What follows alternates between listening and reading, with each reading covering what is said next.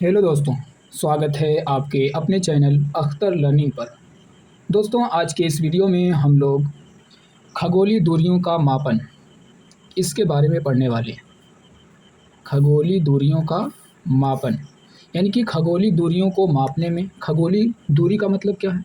खगोलीय दूरी कहने का मतलब ये है कि ब्रह्मांड में जितने भी पिंड हैं बड़े-बड़े, जैसे धरती हो गई, जितने भी ग्रह हो गए और सूर्य हो गया, तारे हो गए, इन सब के बीच की दूरियों को मापने के लिए कुछ इकाइयाँ प्रयोग होती हैं। कुछ इकाइयाँ प्रयोग होती हैं, तो उन्हीं के बारे में हम लोग चर्चा करेंगे यहाँ पर। जैसे यहाँ पर प्रकाश वर्ष है, प्रकाश वर्ष, उसके बाद खगोलीय इकाई, इन सब का प्रयोग हम लोग किस लिए करते हैं? इन सब का प्रयोग हम लोग खगोलीय दूरियों को मापने के लिए प्रयोग करते हैं। यानी कि ब्रह्मांड में जो पिंड हैं उनके बीच की दूरियों को मापने के लिए इन सब इकाइयों का प्रयोग करते हैं। तो चलिए इन सब पर बारी-बारी चर्चा कर लेते हैं। तो पहली हेडिंग यहाँ पे पड़ी हुई है प्रकाश वर्ष। देखिए वर्ष, प्रकाश वर्ष, यहाँ पे वर्ष आ रहा है तो इसका मतलब ये ना समझें कि साल। ये एक दूरी है, प्रकाश वर्ष, दोनों को सम्मिलित रूप से कहा जाए तो ये एक दूरी है प्रकाश वर्ष। और कितनी दूरी है? तो एक वर्ष में निर्वात में प्रकाश के द्वारा तय की गई दूरी को प्रकाश वर्ष कहते हैं। कहने का मतलब ये है कि एक वर्ष में प्रकाश जितनी दूरी तय करता है उसी को हम लाइट ईयर या प्रकाश वर्ष कहते हैं। तो परीक्षा में आता है कि प्रकाश वर्ष क्या है, समय है कि दूरी है? तो ये एक दूरी है प्रकाश वर्ष, और खगोलीय दूरियों को मापने की एक इकाई भी है। ठीक, तो अब बात करें कि एक वर्ष में कितनी दूरी प्रकाश तय करेगा। तो एक लाइट ईयर यानी कि एक प्रकाश वर्ष बराबर होता है 9.46 गुणे 10 के पावर 15 मीटर। ठीक, अब इसको फैला दें तो 9.46 गुणे 10, यहाँ पे एक के आगे 15 ज़ीरो लगाना पड़ेगा। अगर इसको किलोमीटर में बदलना है, यहाँ पर मीटर में दिया गया है, तो इसको किलोमीटर में बदलने के लिए 1000 से डिवाइड करना होगा, 1000 से भाग करना होगा। तो 1000 से भाग करेंगे तो 3 ज़ीरो क्या होगा, कट जाएगा, ख़त्म हो जाएगा। बचेगा कितना ज़ीरो? तो बचेगा 12 ज़ीरो एक के आगे। इसका मतलब कि 10 के पावर 12 हो जाएगा। तो इसी को हम किलोमीटर में बताएं तो 9.46 गुणे 10 के पावर 12 किलोमीटर हो जाएगा एक प्रकाश वर्ष। एक प्रकाश वर्ष 9.46 गुणे 10 के पावर 12 किलोमीटर के बराबर होता है, या एक प्रकाश वर्ष 9.46 गुणे 10 के पावर 15 मीटर के बराबर होता है। मीटर में बताएंगे तो ये बताना होगा, किलोमीटर में बताएंगे तो ये बताना होगा। अब खगोलीय इकाई क्या होती है? इसका भी प्रयोग खगोलीय दूरियों को मापने के लिए किया जाता है। इसको इंग्लिश में कहते हैं एस्ट्रोनॉमिकल यूनिट। ठीक है, तो ये पृथ्वी के केंद्र से सूर्य के केंद्र के बीच की दूरी को खगोलीय दूरी कहते हैं। पृथ्वी के केंद्र से चलेंगे और सूर्य के केंद्र तक आएंगे तो यही जो दूरी होगी यही खगोलीय इकाई कहलाएगी, एस्ट्रोनॉमिकल यूनिट कहलाएगी। ये कितनी दूरी के बराबर होती है? तो यहाँ पर एक एस्ट्रोनॉमिकल यूनिट या एक खगोलीय इकाई कितने के बराबर होती है? तो 1.496 गुणे 10 के पावर 11 मीटर। ठीक है, इसी को लगभग में देखें, अगर यहाँ 9 जो है 5 से बड़ा है तो इसको 1 मानकर इसमें 4 में जोड़ देंगे। 4 में जोड़ेंगे तो 5 हो जाएगा, तो लगभग में हो जाएगा 1.5 गुणे 10 के पावर 11 मीटर। अब ये मीटर में है, किलोमीटर में बदलने के लिए इसको फैला देते हैं तो एक के आगे 11 ज़ीरो हम लिख लेंगे, और किलोमीटर में बदलने के लिए 1000 से हमें डिवाइड करना होगा, भाग करना होगा। तो 1000 से डिवाइड करेंगे तो 3 ज़ीरो यहाँ से ख़त्म हो जाएगा, बचेगा 8 ज़ीरो। तो इसका मतलब हो जाएगा 1.5 गुणे 10 के पावर 8 किलोमीटर। अगर यहाँ पर 10 के पावर 8 से 1.5 में गुणा कर दिया जाए तो यहाँ पर हो जाएगा 15 के आगे 7 ज़ीरो, 15 के आगे 7 ज़ीरो। ठीक है, तो जिस भी संख्या के आगे 7 ज़ीरो रहता है उसको करोड़ पढ़ते हैं। तो ये 15 करोड़ हो जाएगा। इकाई, दहाई, सैकड़ा, हज़ार, 10,000, लाख, 10 लाख, करोड़, 10 करोड़ यानी कि 15 करोड़। तो लगभग में क्या हो जाएगा, एक एस्ट्रोनॉमिकल यूनिट 15 करोड़ किलोमीटर के बराबर हो जाएगी। ठीक है। अगर लगभग में नहीं देखना चाहते हैं, लगभग में नहीं देखना चाहते हैं तो यहाँ से निकालेंगे तो हमारा आ जाएगा 1496 या 14 करोड़ 96 लाख किलोमीटर हो जाएगा। तो ये हमें ये संख्या में याद होगी। क्यों याद होगी? क्योंकि अक्सर ये सवाल आता है, ये प्रश्न आता है कि पृथ्वी और सूर्य के बीच की दूरी कितनी है, तो इतनी ही होती है, यही बताना होता है। इसी को एस्ट्रोनॉमिकल यूनिट या खगोलीय इकाई कहते हैं। 14 करोड़ 96 लाख किलोमीटर, या लगभग में कहें तो 96 लाख को 1 करोड़ और मान लेंगे तो 14 में जोड़ देंगे तो 15 करोड़ हो जाएगा। तो उसी को यहाँ पे 15 करोड़ किलोमीटर कहिए या 14 करोड़ 96 लाख किलोमीटर कहिए। तो ये एक दूसरी इकाई हो गई। पहली इकाई प्रकाश वर्ष खगोलीय दूरी मापने के लिए, दूसरी इकाई खगोलीय इकाई हो गई। अब तीसरी इकाई पारसेक, ये दूरी की सबसे बड़ी इकाई होती है। दूरी की सबसे बड़ी इकाई कहने का मतलब 1 पारसेक बराबर सबसे ज़्यादा होगा।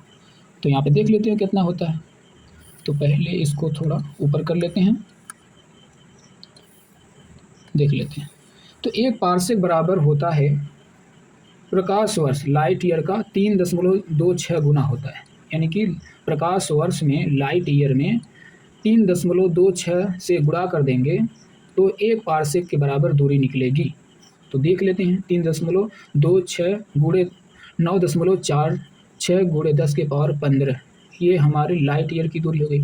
9.46 गुणे 10 के पावर 15, इसमें 3.26 से जब गुणा करोगे तो यहाँ पर हो जाएगा हमारा 3.08 गुणे 10 के पावर 16 मीटर हो जाएगा। ठीक है, 16 मीटर हो जाएगा यहाँ पर।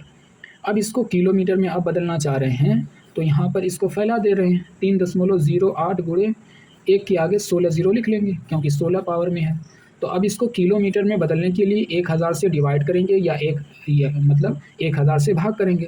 तो 3 ज़ीरो क्या होगा, ख़त्म हो जाएगा। तो 1 के आगे 13 ज़ीरो बचेगा, यानी कि 10 के पावर 13 हो जाएगा। तो इस तरीके से 3.08 गुणे 10 के पावर 13 किलोमीटर हो जाएगा 1 पारसेक में। यानी कि 1 पारसेक बराबर होगा 3.08 गुणे 10 के पावर 13 किलोमीटर। तो ये कुछ इकाइयाँ हो गई जो खगोलीय दूरियों को मापने के लिए प्रयोग होती हैं। अब कुछ और दूरियाँ देख लेते हैं जो इसमें नहीं प्रयोग होती हैं खगोलीय दूरियों को मापने के लिए, लेकिन जानना चाहिए। वो है हमारी 1 मील और 1 समुद्री मील, दोनों में अंतर है थोड़ा। 1 मील बराबर होता है 1.6 किलोमीटर होता है, लगभग 1.5 किलोमीटर। 1 मील में लगभग 1.5 किलोमीटर होता है। अगर इसको मीटर में बदलें तो हमारा हो जाएगा 1609 मीटर। और 1 समुद्री मील बराबर होता है 1.8 किलोमीटर होता है। ठीक है, इसको मीटर में बदलेंगे तो हमारा हो जाएगा 1852 मीटर। 1 समुद्री मील को मीटर में देखें तो 1852 मीटर, और किलोमीटर में बताना हो तो 1.8 किलोमीटर। यहाँ पे इस तरीके से भी लिख सकते हैं, 1.852 किलोमीटर, ये लगभग में है, और ये भी 1.6 लगभग में है। तो ये कुछ और दूरियां हो गई खगोलीय दूरियों के अलावा। अब इसके अलावा कुछ और महत्वपूर्ण जानकारियां हैं, यहाँ पे हेडिंग इसीलिए डाल दिया गया, कुछ और महत्वपूर्ण जानकारियां। तो हमारे देश में कच्चा तेल आता है दूसरे देशों से, वो जिसमें आता है, ड्रम कहें या डब्बा कहें, वो उस डब्बे में कितना तेल आता है, जितना तेल आता है उसी को हम बैरल कहते हैं। 1 बैरल, यानी कि उसमें 1 बैरल तेल होता है। तो 1 बैरल में कितना लीटर तेल होता है, तो 1 बैरल बराबर होता है 158.9 लीटर। इसको लगभग में देख लें तो 159 लीटर हो जाएगा। ठीक है, अब एक मोल है, ये तो क्या है, मोल सुने होंगे, तो ये है एक संख्या को बताता है मोल। तो यहाँ पर देख लेते हैं, पदार्थ की वह मात्रा जिसमें कार्बन 12 का एलिमेंट जो होता है, यानी कि कार्बन, ऐसा कार्बन का एलिमेंट जिसका परमाणु भार या परमाणु भारी कहिए या परमाणु द्रव्यमान कहिए, तो जिसका परमाणु द्रव्यमान जिस कार्बन का 12 होता है, उसके 12 ग्राम, अगर उसका 12 ग्राम आप लें तो उसमें जितने परमाणु की संख्या होगी वही संख्या क्या कहलाएगी, 1 मोल कहलाएगी। तो पदार्थ की वह मात्रा जिसमें कार्बन 12 ग्राम में जितने परमाणुओं की संख्या होगी वही 1 मोल कहलाएगी। तो बताओ कि 12 ग्राम में कितनी संख्या होगी? तो ये है संख्या 1.023 गुणे 10⁻23। तो ये 1 मोल के बराबर मानी जाएगी। यही 12 ग्राम में इतनी संख्या होगी परमाणुओं की। 12 ग्राम में कार्बन 12 का 12 ग्राम अगर लें तो उसमें परमाणुओं की संख्या कितनी होगी? 6.023 गुणे 10⁻23। इसी को हम 1 मोल मानते हैं। वही नीचे बताया गया है कि ऐसा कार्बन जिसका परमाणु द्रव्यमान 12 हो तो उसका 12 ग्राम अगर आप लेंगे तो उसमें परमाणुओं की संख्या 6.023 गुणे 10⁻23 होगी। उसी को हम 1 मोल कहते हैं। तो इससे ये हमें समझ में आया कि मोल एक संख्या है। ठीक है, जिस तरीके से यहाँ पर देख लेते हैं, 1 दर्जन पेन अगर कहा जाए तो उसमें 12 पेन होती है। 1 दर्जन क्या बता रहा है? संख्या को बता रहा है। 1 दर्जन परमाणु अगर कहा जाए तो 1 दर्जन परमाणु कहने का मतलब 12 परमाणु। तो ये भी क्या दिखा रहा है? दर्जन, संख्या दिखा रहा है। उसी तरीके से अगर कहूँ कि 1 मोल परमाणु, तो इसमें 1 मोल परमाणु में 6.023 गुणे 10⁻23 परमाणु होंगे।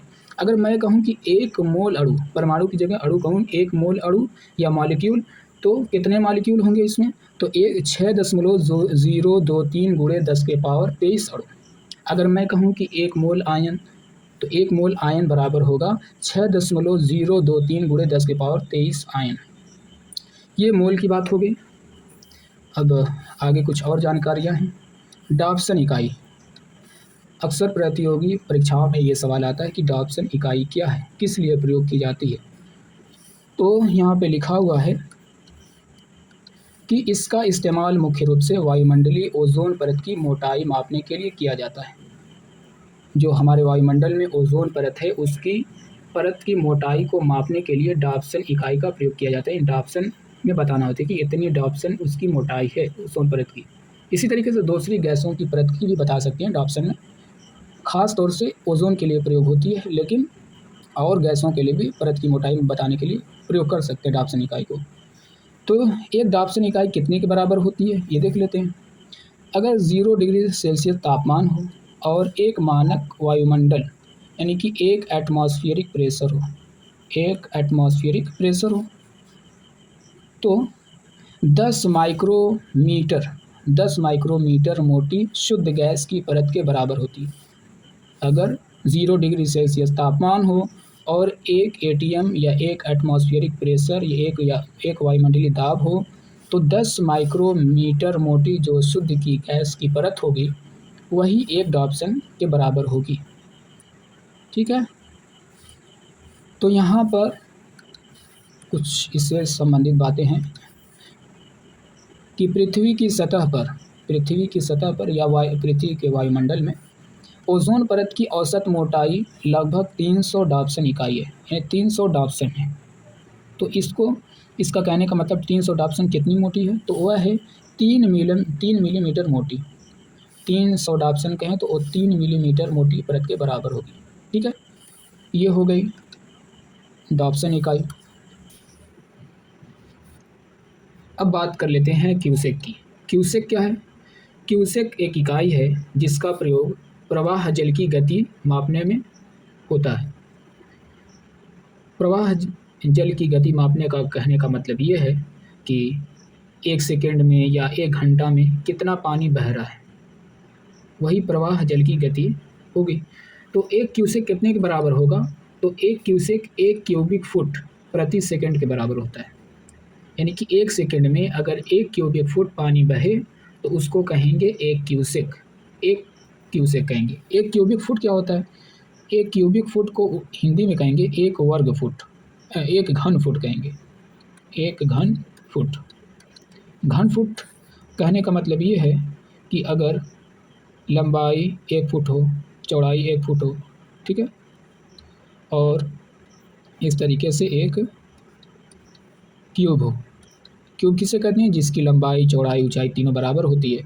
तो अगर इसमें लंबाई भी 1 हो, चौड़ाई भी 1 हो और ऊंचाई भी 1 हो, तो इसमें जो पानी आएगा वह 1 घन फुट कहलाएगा, या 1 क्यूबिक फुट कहलाएगा। घन को इंग्लिश में कहते हैं क्यूबिक। तो इसीलिए 1 सेकंड में अगर इसमें जितना पानी आता है उतना बहे तो उसको कहेंगे 1 क्यूसेक। अगर इसको लीटर में देखा जाए, 1 क्यूसेक बराबर हो जाएगा 28.32 लीटर प्रति सेकंड। अगर 1 सेकंड में 28.32 लीटर पानी बहता है तो इस तरह की प्रवाह को कहेंगे, प्रवाह जल के कहेंगे 1 क्यूसेक। ठीक है। अब बात कर लेते हैं बार की। बार क्या है? तो बार वायुमंडलीय दाब को मापने में प्रयोग होता है। बार एक इकाई है जिसका प्रयोग वायुमंडलीय दाब को मापने में किया जाता है। एक बार कितने के बराबर होता है? तो ये 10 के पावर 5 पास्कल के बराबर होता है या 1,00,000 पास्कल के बराबर होता है। अगर 1,00,000 पास्कल हो तो वह 1 बार के बराबर होगा। तो ठीक है, आज के इस वीडियो में बस इतना ही। अब मिलते हैं अगले वीडियो में।